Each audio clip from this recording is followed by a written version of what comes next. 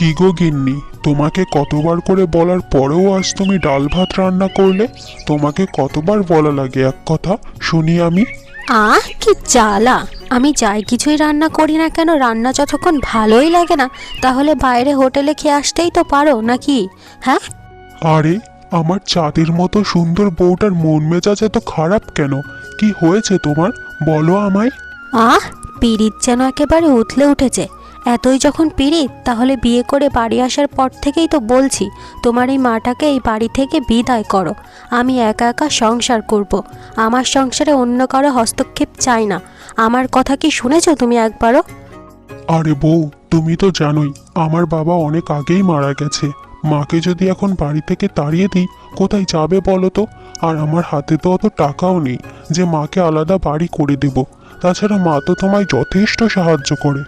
আমি যাই বলি না কেন, তুমি যতক্ষণ রাখতেই পারবে না, তাহলে কেন আমার মন খারাপের কারণ বারবার জিজ্ঞাসা করো শুনি? যাও, এবার খেয়ে দোকানে যাও তাড়াতাড়ি।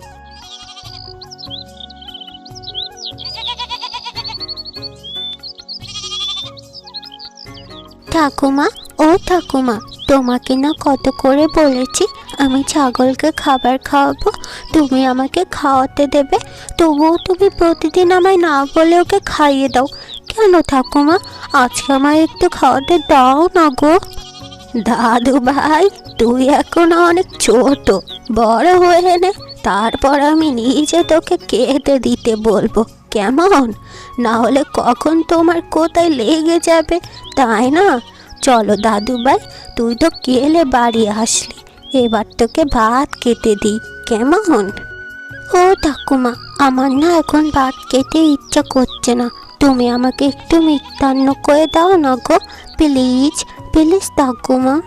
ওরে আমার দাদু ভাই, মিষ্টান্ন খাবি?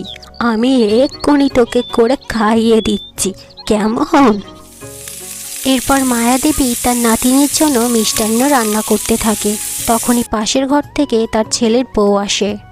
এইসব কি মা, এই অবেলায় আপনি রান্নাঘরে বসে বসে মিষ্টান্ন রান্না করছেন? ঘরে এত কাজ পড়ে আছে, সেগুলো কে করবে? বৌমা, আসলে পাতা একটু মিষ্টান্ন খেতে চেয়েছিল, তাই একটু ওর জন্য পায়েস রাঁধতে বসেছি, এই আর কি। বাহ, নিজে মিষ্টান্ন খেতে চেয়েছেন বলে মিষ্টান্ন রাঁধছেন, অমনি আমার ওই ছোট্ট দুধের শিশুটার ওপর দোষ চাপিয়ে দিচ্ছেন, তাই না? এখন যদি আপনাকে আমি কাপড়গুলো দিতে এদিকে না আসতাম, আমি তো দেখতেই পেতাম না। তার মানে প্রতিদিন এইসব অকাজ করে কাজকর্ম এত দেরি করে করেন, তাই না? একটা সামান্য মিষ্টান্ন খাওয়া নিয়ে মিথ্যা কথা কেন বলতে যাব বৌমা? তোর বিশ্বাস না হলে তুই পাতাকে জিজ্ঞাসা করে দেখ। তোর পাশাপাশি এই সংসারটা তো আমারও রে, এই সংসারটাকে আমিও তোর মতোই ভালোবাসি, সুতরাং তুই অত ভাবিস না। কি বললেন? এই সংসারটা আপনার? কি করে হয় আপনার? আপনার স্বামী তো অনেক আগেই মারা গেছে, এখন এই সংসারটা শুধুই আমার। আমার সংসারে নাক গলানোর একদম চেষ্টা করবেন না, বুঝেছেন? যান, কাপড়গুলো ধুয়ে দিন।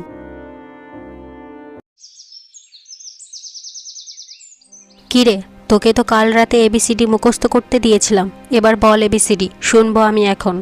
মা, আমাদের স্কুলে তো এখন গরমের ছুটি দিয়েছে, এখন আমি পড়াশোনা কেন করব মা? তাই আমি মুখস্থ করিনি কাল রাতে। কি কি বললি? মায়ের কথা শুনিস না? সারাদিন শুধু খেলাধুলা করিস আর তোর ঠাম্মার সাথে বসে বসে আমার বিরুদ্ধে ষড়যন্ত্র করা শিখছিস।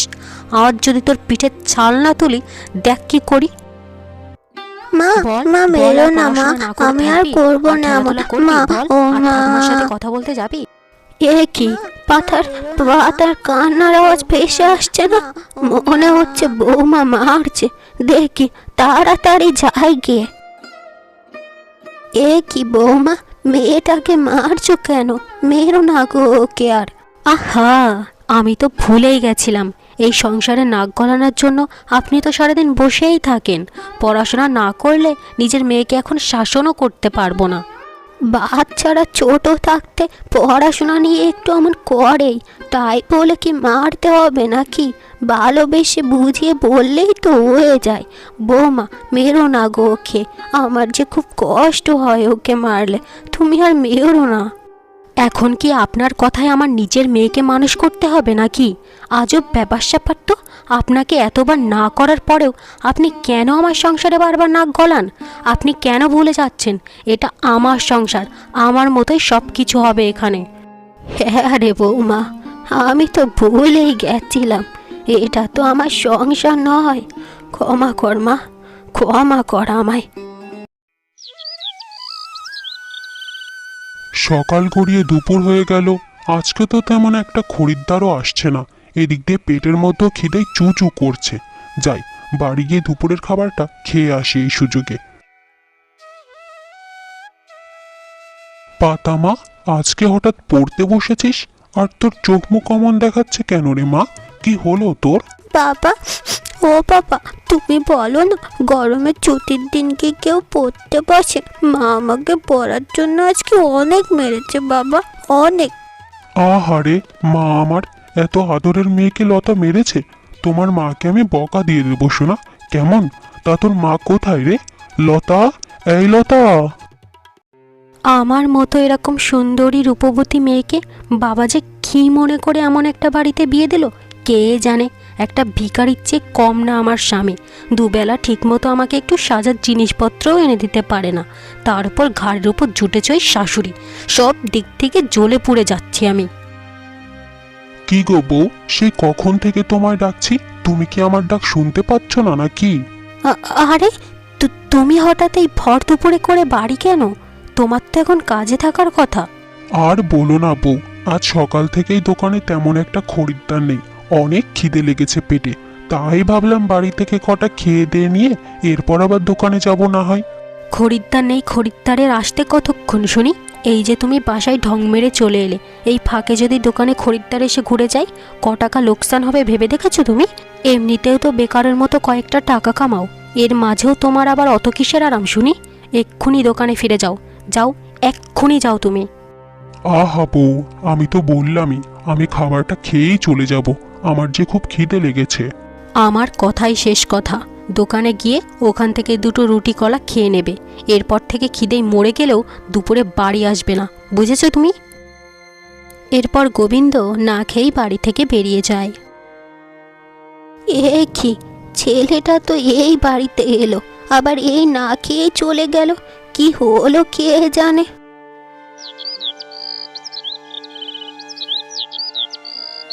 মা, আপনি এতগুলো পদ কেন রান্না করেছেন মা? একটা পদ করলেই তো দুপুরের খাবার হয়ে যেত। বৌমা, আমি যখন রান্না করছিলাম তুমি ঘুমোচ্ছিলে, তাই নিজের মন মতো যা পারলাম রাঁধলাম। গোবিন্দকে আসতে দেখলাম, ছেলে আমার না খেয়ে চলে গেল কেন বৌমা? কিছু কি হয়েছে মা? আহা, ছেলেকে নিয়ে কত পীড়িত আপনার, তাই না? যদি দুপুরে এখানে বসে বসে আপনার ছেলে আপনার হাতে রান্না খায়, তাহলে দোকান থেকে কামাই করে টাকাটা কে আনবে শুনি? সব হিসাব তো আমারই রাখতে হয় সংসারে, যত সব জ্বালা আমার। ও মা, তাহলে এক কাজ করো না, আমায় খাবার পেতে দাও, বাবাকে গিয়ে আমি দিয়ে আসি, তাহলেই তো হয়ে যায়। ঠাকমার সাথে থেকে কূটনীতি বুদ্ধি হয়েছে মাথার মধ্যে, তাই না? তখন যে মেরেছিলাম ভুলে গেছিস? আবার দেবো কিন্তু বেশি কথা বললে। এরপর লতা এবং পাতা দুপুরের খাবার খেয়ে নেয়। খাবার খাওয়া শেষে লতা পাতাকে নিয়ে ঘরে বিশ্রাম নিতে চলে যায়। অন্যদিকে মায়াদেবী খাবার না খেয়ে কেঁদে কেঁদে বলতে থাকে, আমার ছেলেটা দুপুরে কত শখ করে খাবার খেতে এসেছিল, খাবারটা না খেয়েই চলে গেল। আমি খাবার খাই কেমন করে? এখন বৌমা ঘুমাচ্ছে, যাই কিছু খাবার নিয়ে যাই টিফিন কোটো করে। তারপর মায়াদেবী ছেলের জন্য খাবার নিয়ে যায়। এরপর গোবিন্দ পেট ভরে খাবার খেতে থাকে। শান্তি, মাগো খাবারটা এনে আমায় বাঁচালে। কি যে খিদে লেগেছিল তোমায় আর কি বলবো। মনটা ভরে গেল খাবার খেয়ে। বাবারে, আমি কি বাড়ি থেকে আর একটু খাবার এনে দেবো নাকি বাপটন আমার? আনলে বল আমায়। না না মা, যতটুকু এনেছো এইটুকু খেয়েই পেটটা ভরে গেছে। তা মা, লতা পাতা ওরা কি খেয়ে নিয়েছে গো? হ্যাঁ রে বাবা, বৌমা আর দাদু ভাই খাবার টাবার খেয়ে নাক ডেকে ঘুম দিচ্ছে। তুই ওদের নিয়ে চিন্তা করিস না, আমি আছি তো নাকি। বেশ বেশ, ওরা খেয়েছে শুনে খুবই ভালো লাগলো। তুমি এখন চটপট বাড়ি চলে যাও মা। আমায় যে লুকিয়ে খাবার দিয়েছো এটা যেন লতা জানতে না পারে। বুঝেছো মা কি বললাম আমি? বাবারে, সবার খোঁজই তো নিলি, তোর মা যে গেলো না সে খোঁজটা তো একবারও নিলি না সোনা। আহ বাবা গো, মাথা ব্যথায় যন্ত্রণায় মরে যাচ্ছি। কেমন একটা স্বামী বিয়ে করেছি যে নাক ডেকে ঘুমাচ্ছে। এই শুনছো, শুনছো তুমি? এই আরে বউ, কি হয়েছে? এই মধ্যরাতে অমন করে ডাকছো কেন? সকালে তো আবার কাজেও যেতে হবে নাকি? মাথার যন্ত্রণায় মরে যাচ্ছি আমি, চোখে দেখতে পাচ্ছ না? তারপরে ঘুমাও কেমন করে? হ্যাঁ, ও এই ব্যাপার, ঠিক আছে, আসো তোমার মাথাটা আমি টিপে দিচ্ছি এক্ষুনি। হয়েছে, পিরিত তোমার পকেটে ভরে রাখো। তুমি আমার মাথা টিপে দিলে আমার মাথা ব্যথা যাওয়ার বদলে ব্যথা আরো হু হু করে বাড়বে।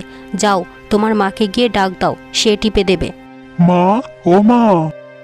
ইয়ে কি বাবা, এত রাতে তুই? কি হয়েছে?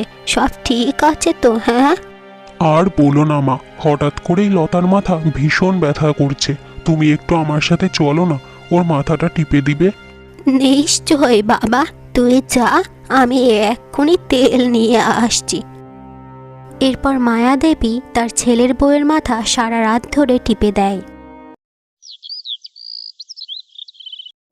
হায় ঈশ্বর, সর্বনাশ হয়ে গেল রে। গত সপ্তাহে পাতার জন্যই জামাটা কিনেছিলাম, খাটাস বুড়িটা আমার মেয়ের কাপড় একেবারে ছিঁড়ে ফেলে দিল। মা, ও মা, কোথায়? তাড়াতাড়ি আসেন বলছি। তখনই পাতা সেখানে আসে। মা, ও মা, ঠাকুরমার শরীর তো একদমই ভালো নেই, ঠাকুমা বিশ্রাম করছে মা। কি কি বললি? এত বেলা হয়ে গেছে, তারপরেও তোর ঠাকুমা বিশ্রাম করছে? চল তো দেখি। কি ব্যাপার মা, ঘরে এত কাজ পড়ে আছে, এখনো আপনি বেলা পর্যন্ত শুয়ে আছেন কেন? হ্যাঁ, বৌমা, কাল সারা রাত ধরে তোর মাথাটা টিপে দিলাম, এখন নিজের শরীরটাই কেমন যেন অসুস্থ হয়ে গেছে। আজকে আমি আর কোনো কাজ করতে পারবো না রে মা, তুই একটু সামলে নে। একটা রাত আমার মাথাটা একটু টিপে দিলেন বলে আজ সকালে অমনি বাহানা দিয়ে শুয়ে আছেন? আপনি কি পাগল হয়ে গেছেন নাকি? ঘরের এই সমস্ত কাজ আমি আমার সুন্দর হাত দিয়ে কেমন করে করব? আমার হাতে সৌন্দর্য নষ্ট হয়ে যাবে না? দেখো বৌমা, আমার শরীর খারাপ, সেই জন্য শুয়ে আছি, না হলে শুয়ে থাকা আমি একদমই পছন্দ করি না।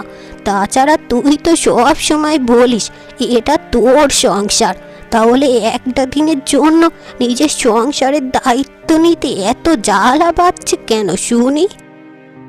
সাথে সাথে লতা তার স্বামীর কাছে ছুটে যায়। এ কি লতা, আজ তুমি আমার দোকানে? কি মনে করে? আমার কথা মনে পড়ছিল বুঝিয়ে?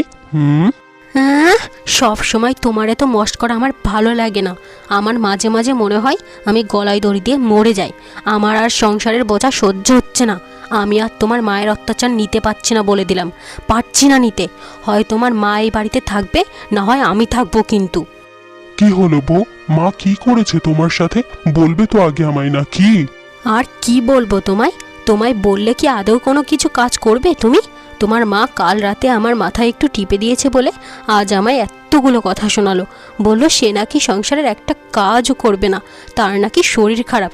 তুমি বলো, তোমার মা থাকতে আমি কেন কাজ করব? হ্যাঁ, ও এই ব্যাপার, বোঝো না, মা তো বুড়ো মানুষ, সারা রাত জেগে তোমার মাথা টিপে দিয়েছে, তাই হয়তো বা এখন শরীরটা খারাপ লাগছে। আজকের দিনের মতো একটু তুমি কাজকর্মগুলো সামলে নাও, এতে ক্ষতি কি? তোমার নিজের মা হলে তুমি কি না করে থাকতে পারতে বলো? এতে এত উত্তেজিত হওয়ার কোনো কারণ নেই। এরপর সেই দিনের মতো ঘরের সমস্ত কাজ লতা সামলে নেয়। আহারে, কি কপাল আমার! এই চুলার সামনে অবশেষে কিনা আমায় রান্না করতে হচ্ছে। ইস, আগুনের কত তাপ, মনে হচ্ছে আমি কালো হয়ে যাচ্ছি। এখনো কত কাজ পড়ে আছে রে।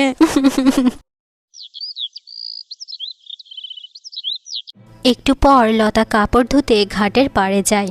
সেখানে গিয়ে হঠাৎ প্রতিবেশীদের সাথে দেখা হয়ে যায়। কেডা লতা, আজকে সূর্য কোন দিক দিয়ে উঠেছে? তুই ঘাটের পাড়ে?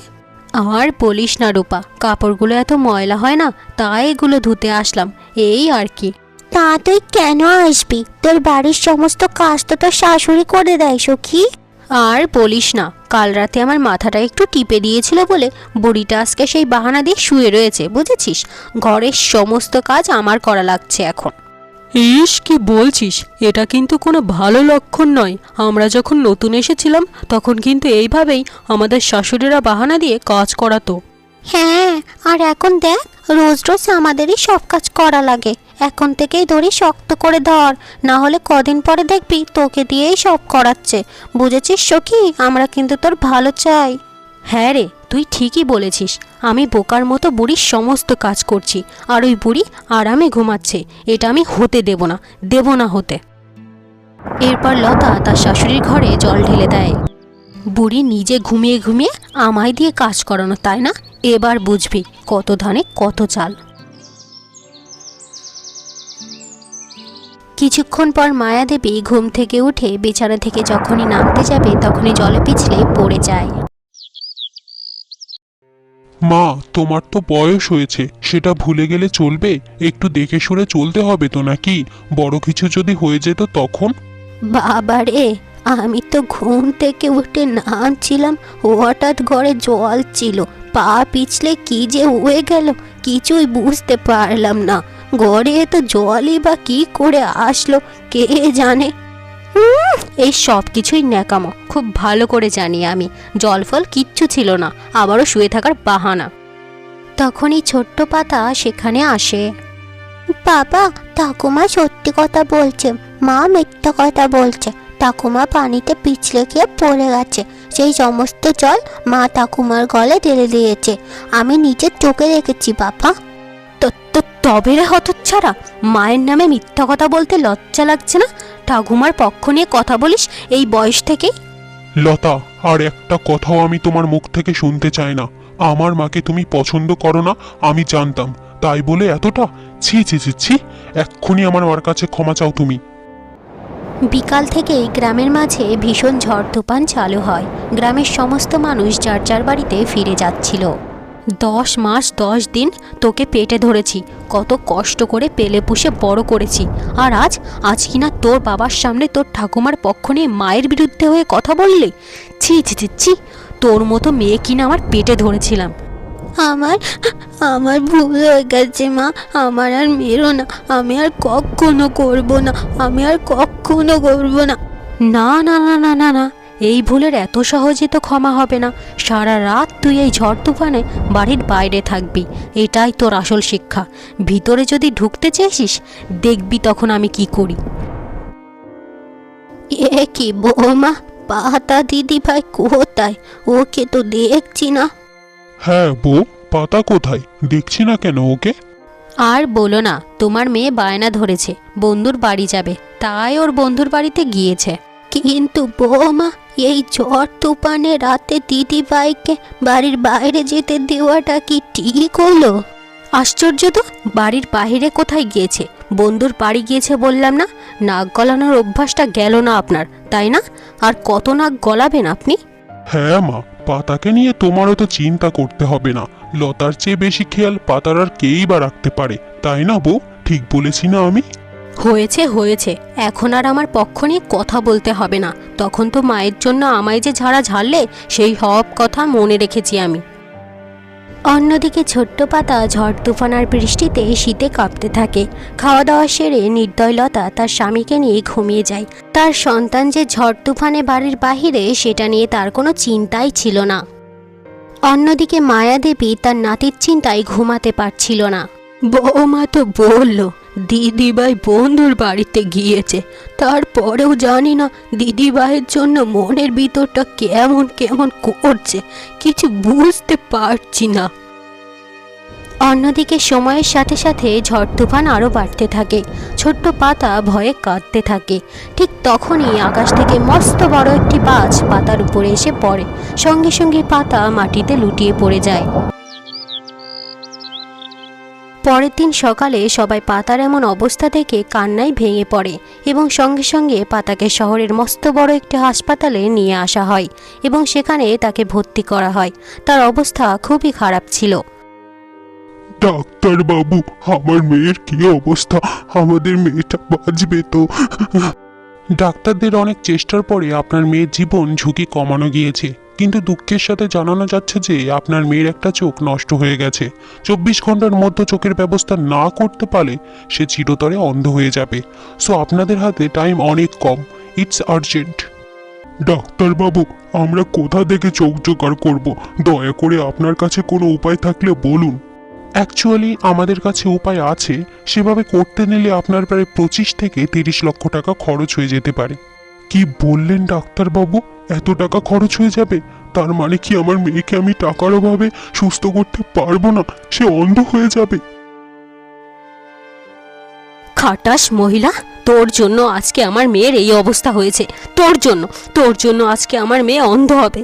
ভগবান আমার মেয়ের সাথে এটা না করে তোর সাথে এটা করতে পারলো না। লতা, তোমার পাপের কারণে আজকে আমাদের নিষ্পাপ মেয়েটা মৃত্যুর সাথে লড়াই করছে, আর এখন আমার মাকে তুমি কথা শোনাচ্ছ? তুমি কেন আমাদের মেয়েকে বাইরে রেখেছো? হ্যাঁ, বলো কেন? জবাব নেই তোমার কাছে? বাবা, বৌমাকে কথা শোনাস না।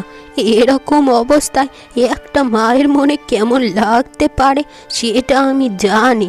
আমি যেহেতু বৌমার বোঝা, আমি আর বোঝা হয়ে উঠতে চাই না বাবা। আমি বাড়ি ছেড়ে চলে যাচ্ছি আজকে, চিরতরে তোদের থেকে। এ কি মা, লতা তো কম বেশি এরকম কথা বলে, তাই বলে এরকম বিপদের সময় তুমি আমাদের ছেড়ে চলে যেতে চাইছো কেন মা? আরে বোঝো না, সব স্বার্থ শেষ। এখন যখন দেখেছি বিপদে পড়েছি, এখন তাড়াতাড়ি কেটে পড়ছে। স্বার্থপর মহিলা, বেরিয়ে যা তুই, বেরিয়ে যা। কোনোদিন আসবি না আর এই বাড়িতে।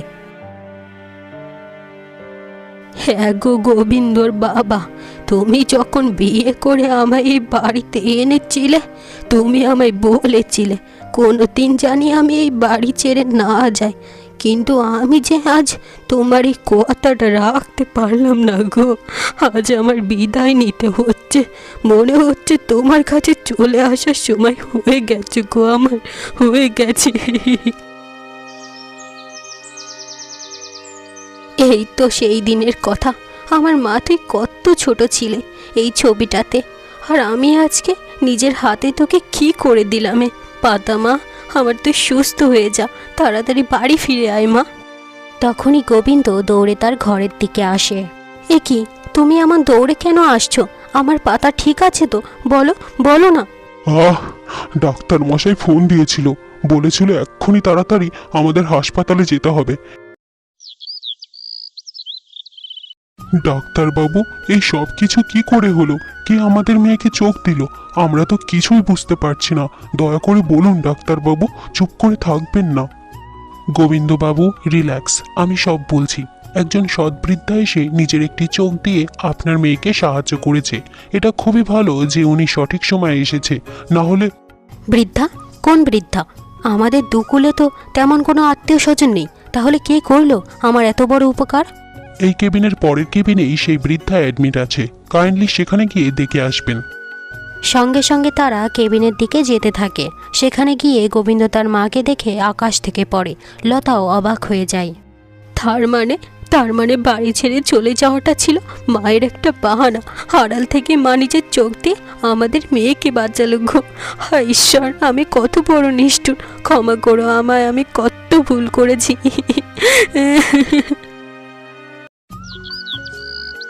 এইভাবেই বেশ কিছুদিন কেটে যাওয়ার পর মায়াদেবী এবং পাতা সুস্থ হয়ে গেলে সবাই মিলে তাদের নিয়ে বাড়ি চলে আসে। মা গো, আপনার কাছে যত ক্ষমা চাইব ততই কম হয়ে যাবে। আপনার মতো দেবীতুল্য মানুষকে যে এতদিন চিনতে পারিনি। আপনি আমায় ক্ষমা না করলে যে নরকেও জায়গা হবে না আমার। দয়া করে দিন আমার ক্ষমা। মাগো, তোমার ছেলে হিসাবে আমি লজ্জিত। মা, তুমি আমায় ক্ষমা করে দাও, আমাদের ভুল হয়ে গেছে মা, তোমায় যে চিনতে পারিনি আমি। ওরে, তোরা আমার কাছে এইসব করে ক্ষমা কেন চাইছিস? আমি তো তোদেরই মা হিসাবে আমি আমার দিদি ভাইয়ের জন্য যতটুকু করেছি তা যে অতি সামান্য। পাতার জন্য যদি দুটো চোখ দিতে হতো তাও আমি দিতাম, এটা কোনো ব্যাপার নয় রে। মা, আপনি ছিলেন বলে আমাদের মেয়েটা আজ অন্ধ হওয়া থেকে বেঁচে গেল। এই ঋণ যে শোধ করার মতো নয়। আমি যে কোনো দিন আপনাকে এই সংসারের মূল্য দেইনি। আজ থেকে এটা আপনার সংসার মা, শুধু আপনার। মা, আজকের পর থেকে তুমি যদি কোনোদিন ঠাকুমার সাথে খারাপ ব্যবহার করেছো, তাহলে ঠাকুমার দেওয়ায় চোখ দিয়ে আমি তোমার মুখ কোনো দিনও দেখবো না মা, বুঝেছো তুমি? দিদি ভাই অমন করে কথা বলে না। সন্তান যদি মায়ের সাথে খারাপ ব্যবহার করে, সেই মায়ের যে দুনিয়াতে বেঁচে থাকার কোনো অর্থই থাকে না রে মা। বৌমা, আমার এই সংসার একা লাগবে না। এই সংসার তোর আমার দুজনেরই। চল আমরা মিলেমিশে সবাই একসাথে থাকি।